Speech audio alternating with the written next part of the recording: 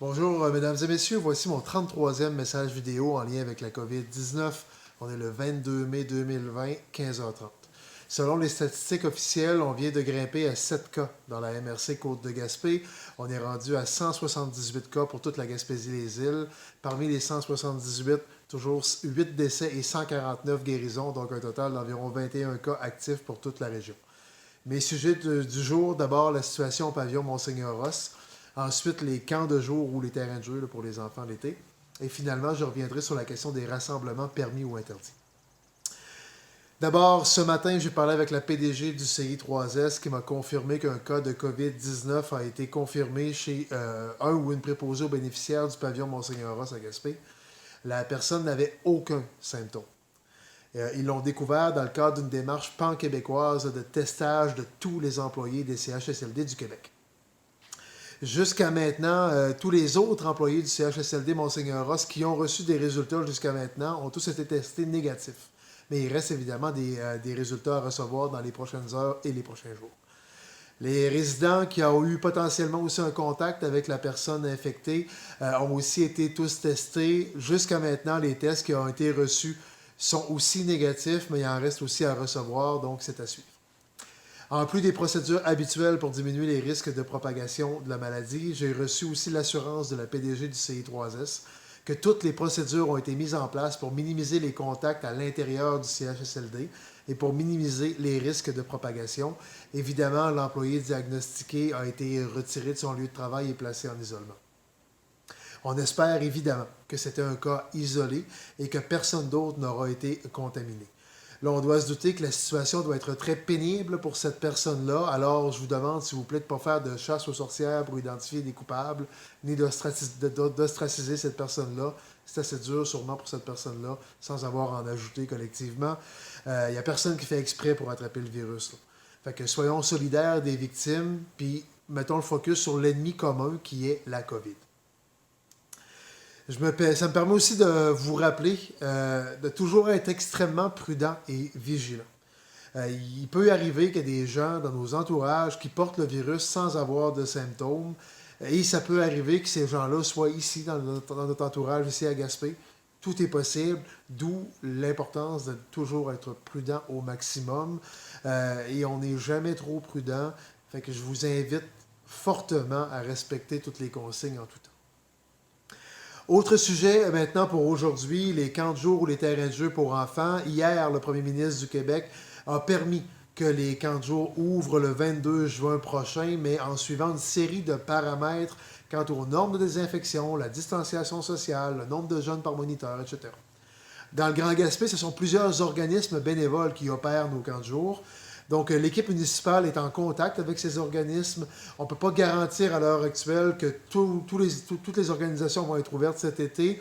Et pour ceux qui sont ouverts, on ne peut pas vous garantir non plus qu'ils seront en mesure de recevoir la quantité normale ou la quantité habituelle de jeunes, tout en respectant les directives.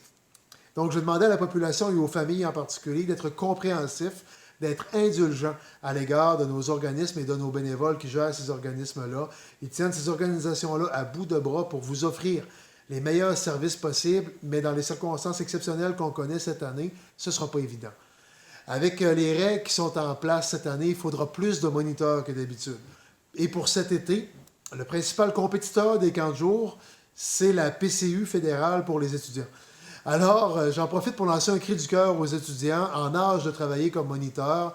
Si vous avez l'opportunité, en fait, cet été, d'avoir un emploi, en plus de contribuer à offrir un service aux familles. Les organismes de camp de jour ont besoin de vous, les familles ont besoin de vous. C'est un travail rémunéré et pour plusieurs, c'est l'occasion de donner au suivant. Car plusieurs d'entre vous ont déjà eu recours à ces services de camp de jour-là quand vous étiez plus jeune.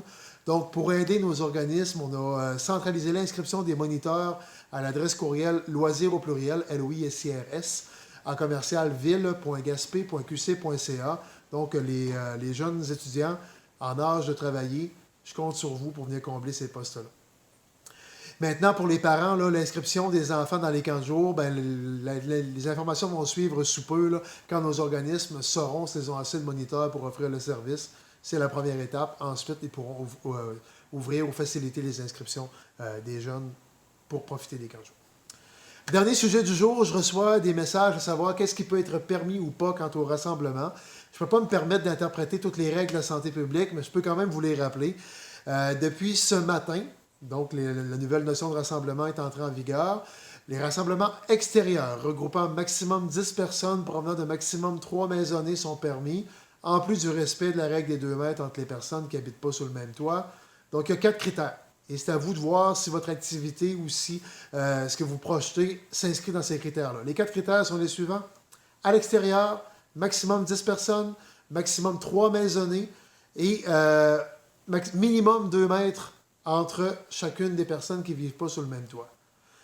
Donc, pour le moment, on ne peut pas vous dire que vous avez le droit d'avoir des invités à dormir à la maison. Ce n'est pas encore permis. Si vous planifiez d'avoir de la visite cet été, ils ne peuvent pas souper dans la maison. Un barbecue dehors pourrait se faire, mais pas dans la maison. Et pas de coucher à la maison pour la visite cet été, sous réserve que les règles changent en cours de route. Ça, c'est les règles en date d'aujourd'hui. Les règles changent à tous les jours ou à toutes les semaines. Donc, aujourd'hui, l'état de situation, c'est ce que je viens de vous dire. Ça peut arriver que ça évolue. Mais pour ceux qui me posent la question en date d'aujourd'hui, c'est ça. Je n'ai pas de boule de cristal dans ce que la santé publique planifie dans les prochaines semaines ou les prochains mois. Donc, moi, je vous donne ce qui existe aujourd'hui. Puis, je me permets de le faire, même si ce n'est pas moi qui les invente, les règles, je me permets de vous les transmettre selon l'état actuel des choses. Fait que voilà, pour en revenir sur la COVID, le déconfinement se poursuit.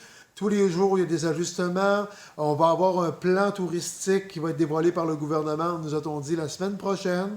On va pouvoir aussi statuer sur qu'est-ce qu'on fait avec nos infrastructures touristiques.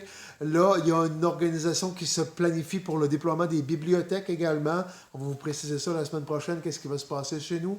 Donc, on va continuer de s'ajuster. Et en conclusion, je remercie tout le monde, encore une fois, de continuer de respecter les consignes de base. Ce n'est pas le temps de baisser la garde. Donc, les 2 mètres demeurent obligatoires, sinon le masque. Le lavage des mains le plus possible, pas de main au visage, éviter les contacts, etc. C'est un devoir civique que chacun et chacune d'entre nous avons pour éviter la propagation de cette maladie-là. Je compte sur vous pour chacun faire votre part et continuer chacun d'être prudent au maximum. C'est très important. Et je remercie aussi encore une fois en terminant là, tous ceux et celles qui rendent les services essentiels. Merci à tout le monde encore une fois de respecter toutes les consignes. C'est comme ça qu'on va s'en sortir. Ça va bien aller.